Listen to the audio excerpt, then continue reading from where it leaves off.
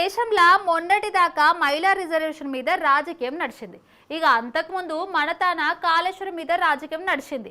ఇక ఆంధ్రలో అయితే ఇప్పటికీ రాజధాని మీద రాజకీయం నడుస్తూనే ఉన్నది. కానీ పశ్చిమ బెంగాల్ రాష్ట్రంకు మాటకు ఒక రేంజ్ ఉన్నది.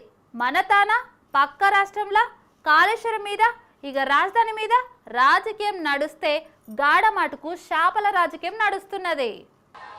আমি বলি বাংলায় এসে সোনার বাংলা বলতে হলে বাংলার লোকেরা মাছে ভাতে থাকে, দুধে ভাতে থাকে।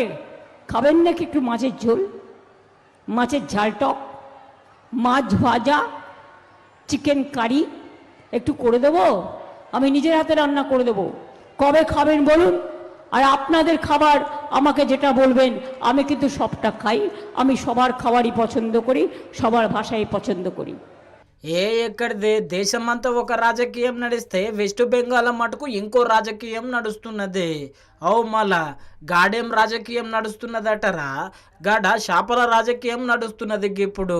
అవు వెస్ట్ బెంగాల్లో సీఎం మమతా బెనర్జీ మేడము అధికారంలోకి వస్తే చేపల అమ్మకాల మీద ఆంక్షలు పెడతా, చేపలు తినుడు గుట్ట సగం బంద్ చేయాలని చెప్పి అంటున్నదని పువ్వు పట్టోళ్ళు మస్తు ప్రచారం చేస్తున్నారు. మళ్ళా ఇక మేడం గట్లంటే మేము చేపలు తింటాం, ఇక చేపలు తినుడు ఇట్లా మాకంటే మొదలు ఎవరు లేరు అని చెప్పి సవాళ్ళ మీద సవాళ్ళు ఇసురుతున్నారు सीएम ममता बनर्जी मैडम को। क्या बोलते हैं कि बीजेपी आने से पश्चिम बांग्ला में मांस और मांस बंद हो जाएगा। अरे भैया, असम में बीजेपी का सरकार ही है। असम का सब लोग मांस और मांस दिल लगा के खाते हैं, दिल लगा के खाते हैं। मैं दीदी को बोलता हूँ, दीदी आप एक दिन मेरा घर में आ जाइए, नहीं तो मैं आपका घर में जाऊंगा। टेबल में बैठ के दोनों मांस खाने का कंपटीशन करूंगा। आप भी खाए जाओ, रोहू इलिस आप भी खाते जाओ, मैं भी खाते जाऊंगा। लास्ट में मैं आपसे 1 केजी ज्यादा ही मांस खा जाऊंगा, 1 केजी ज्यादा ही मांस खा जाऊंगा। भाइयों और बहनों, दीदी मुद्दे का बात नहीं बोलते हैं, दीदी काम का बात नहीं बोलते हैं। అగో ఇన్నరు కదా, బీహార్ సీఎం హిమంత్ బిశ్వా శర్మ సారు నేనే ఎక్కువ చేపలు తింటా మమతా మేడం కంటే, ఇద్దరం కలిసి పోటీ పడదామా చేపలు తినుడుట్లా అని అనబట్టే. ఇంకో మంత్రి సార్ అయితే డైరెక్ట్ గిట్ల చేపలతోని బువ్వ తిన్నాడు. మళ్ళా ఇక ఇంకేమున్నది, వెస్ట్ బెంగాల్ మొత్తము చేపల రాజకీయం నడుస్తున్నది.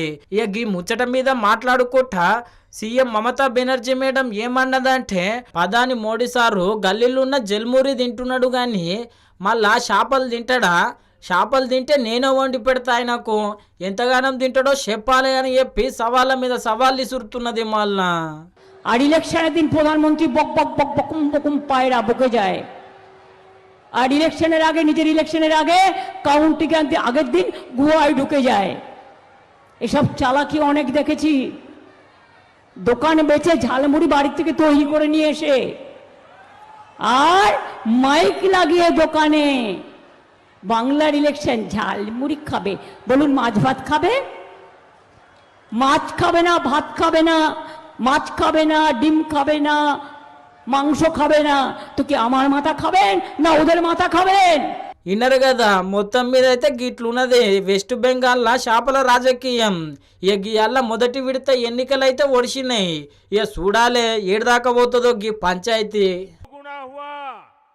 आज असम भी अपनी फीस की रिक्वायरमेंट तो पूरी करता है, दूसरे राज्यों को भी फीस एक्सपोर्ट करता है। साथियों, देश में फीस प्रोडक्शन, श्रिम्प प्रोडक्शन इतना बढ़ा तो इसमें बड़ी भूमिका पीएम मत्स्य संपदा स्कीम की है। इस स्कीम में क्योंकि पीएम शब्द आता है, ये अहंकारी टीएमसी को पसंद नहीं है, ये भारत के संविधान का अपमान कर रही है। इसलिए मछुआरों के फायदे की योजना को ठीक से लागू नहीं किया जा रहा है। इनको पीएम शब्द से इतनी नफरत है, इतनी नफरत है